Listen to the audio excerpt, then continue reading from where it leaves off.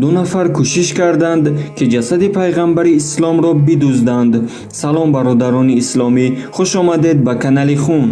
تا آخر گوش کنید و فکرهایتان را نویسید.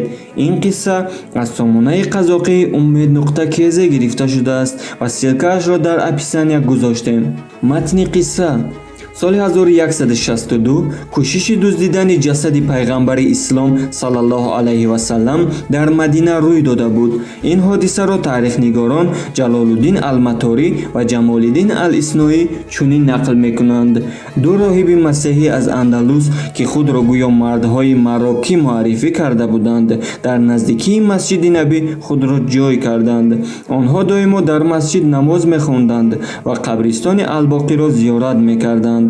آنها پنهانی با گفتن گذرگاه زیر زمینی و اتاق مقدس پیغمبرمان محمد صلی الله علیه و سلم که قبرشان در آنجا بود شروع کردند. خاک کوفته شده را آنها در خلطه ها بار کرده در قبرستان الباقی میگذاشتند. در این وقتها سلطان نورالدین محمود ابن زنگی سه بار خواب میبیند که پیغمبر صلی الله علیه و سلم با دو مرد موهایشان سفید اشاره کرده میگوید: ای محمود، مرا از اینها نجات بده.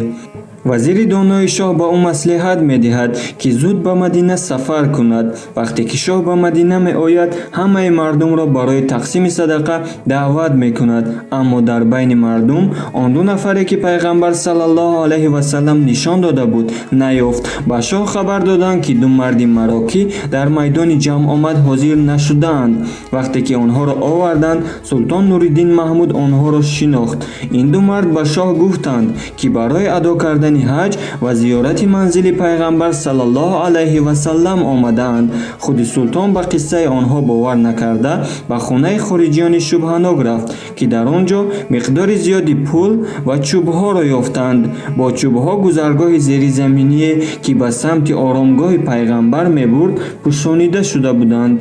اجنبیان اعتراف کردند که آنها راهبند و از جانب پادشاه کشورشان فرستاده شده اند تا به هر راه جسد پیغمبر را بدزدند. جنایتکاران محاکمه و قتل کرده شدند و سلطان نورالدین فرمود که در اطراف حجره پیغمبر صلی الله علیه و سلم خندق چقور کافته آن را با سرب پر کنند. اگر از قصه ما یگان منفعت گرفتید پس لایک را زیر کرده ابونه شوید.